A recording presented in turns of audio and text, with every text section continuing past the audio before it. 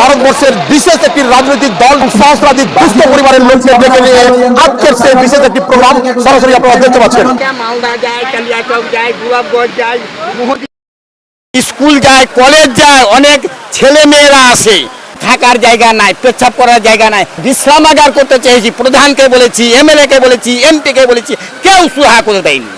আপনারা লিখিত আমার কাছে লিখিত প্রমাণ আছে, সবারই এখনো প্রমাণ আছে। এই না হওয়ার পরিপ্রেক্ষিতে আপনারা কি ভাবছেন? আমরা বারবার বলছি, ওই কিছুই নাই, চালিয়ে গেছে। লাস্ট আপনাদের কি করণীয়, কি আছে? লাস্টে আমাদেরকে এখানে একটা বিশ্রামাগার করে দুক। আমাদের এই রাজ্যের সরকার এবং এই ব্লকের যিনি পাস করা এমএলএ তিনিও কোনো লক্ষ্য রাখেন না। অভিযোগ শেষ পর্যন্ত আপনাদের মঞ্চে এসে পৌঁছালো, আপনাদের কি পদক্ষেপ? আমাদের পশ্চিম বাংলাতে যদি একজন এমএলএ বা এমপি বেরিয়ে যায়, 15 দিনের মধ্যে প্রত্যেকটা কাজ সমাধান করে আগামী দিনে মানে পদক্ষেপ নেবেন।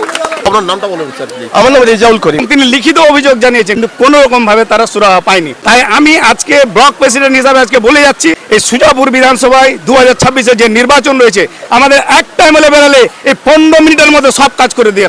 এখন যখন বিজেপিকে নিয়ে একটা পলিটিক্যাল গ্রাউন্ডে যে উত্তাপ সৃষ্টি হয়েছে, তার পরিপ্রেক্ষিতে আরো একটা দল দাঁড় হয়েছে, ইন্ডিয়া। আপনারা কোনটা? জোটের বিষয়ে প্রথম তো আমাদের সদর ব্যারিস্টার আসাদুদ্দিন ওবেসি, ওনার সিদ্ধান্তই সবথেকে শেষ কথা। তাহলে আপনাদের অবস্থানটা কোথায়? আমরা ইন্ডিভিজুয়ালি লড়াই করব।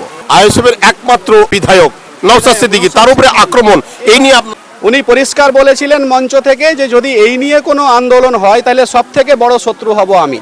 উনি নিজের শত্রুত্ব দেখিয়েছেন। কজনকে বস্ত্র বিতরণ করলেন? আমরা প্রায় 200 জনের আমাদের করলেন, কাদেরকে দিলেন? একদম গরিব নিরীহ শতাধিক সহস্রাধিক দুস্থদেরকে ডেকে নিয়ে এসে পলিটিক্যালি মানে রাজনীতিগতভাবে কি বার্তা দিলেন এলাকা? আমরা 26-এ এবার লড়াই করছি, আমরা পাশে থাকতে বললাম। আপনার নামটা বলবেন? নুরুল ইসলাম, জাল্লাবাজার অঞ্চলের আমরা একজন সদস্য।